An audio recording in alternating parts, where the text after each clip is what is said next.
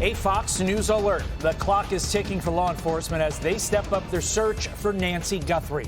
Officers revealing the first ransom deadline has passed and a second one is set for Monday with possibly more serious threats.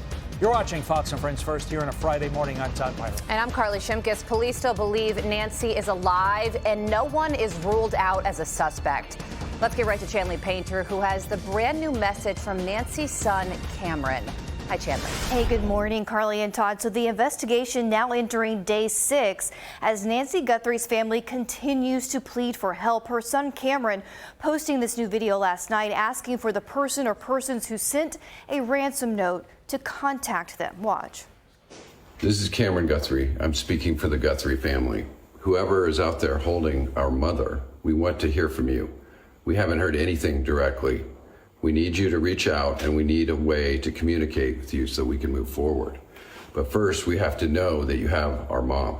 We want to talk to you and we are waiting for contact. That video comes after the first of 2 ransom deadlines passed yesterday.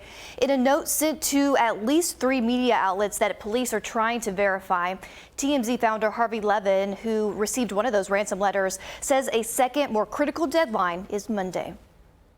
Something in that letter that caught my eye at the end where they mention both, now I can say it because the FBI said it, an Apple Watch and a damaged floodlight.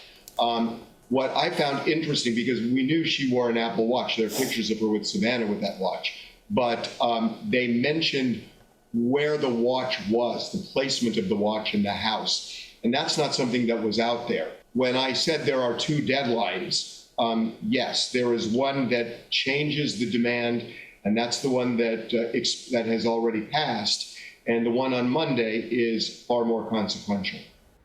And in a press conference, the sheriff said authorities are operating from a position that Nancy Guthrie is still alive, confirming that blood on the front doorsteps of the home was indeed Nancy's and that a timeline of the abduction took place during a 40-minute window where a door camera detected a person around 2 a.m., but that video is not available because the camera did not have a subscription.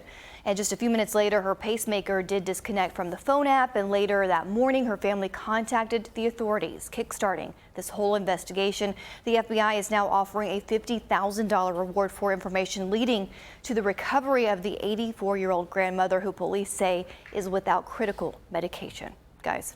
All right, Chanley Painter live for us. Chanley, thank you.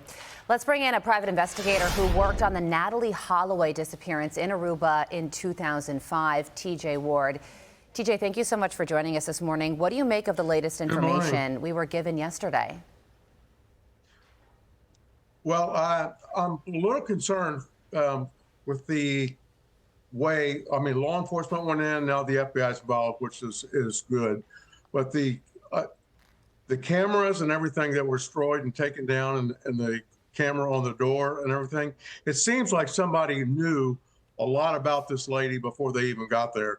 And so that's one of the things that bothers me right there. Somebody's either surveilled them or it's somebody that knew her very well. And we know the blood on the porch was the DNA has already been identified as being hers. And the demands that's been put, we've already gone past one that's been mentioned, and now there's another one on Monday. The family is looking very much forward to find out, make sure she's safe and she's alive. Right. But I don't think there's been any contact with anybody, because once they make contact, the FBI and the local sheriff's office is going to be able to start identifying where those calls and where the information's coming from.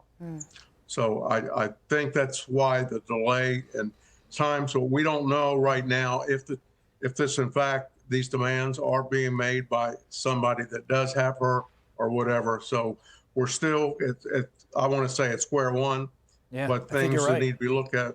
I think you're exactly right. I mean, I feel like we don't have a lot, at least that they are telling us publicly. You mentioned the deadlines in your answer. How much stock do you put in these deadlines? One that passed yesterday, 5 p.m., either East Coast or Arizona time, and one on Monday. How much stock do you put in these? Yes.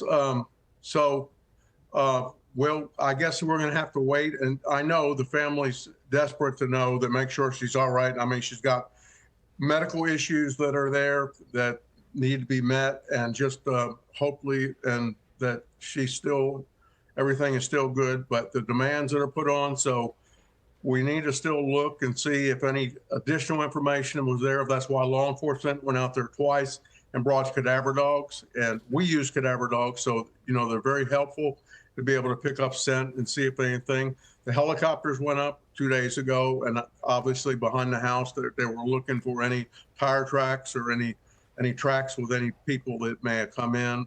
But obviously, we're still, I think, at square one. We certainly are, and that must be so heartbreaking to the family, because there are so many unanswered questions here, and time is ticking as this woman, as we know, needs her medication and still nowhere to be found. TJ, thank you so much for joining us. I'm Steve Ducey. I'm Brian Kilmeade. And I'm Ainsley Earhart. And click here to subscribe to the Fox News YouTube page to catch our hottest interviews and most compelling analysis.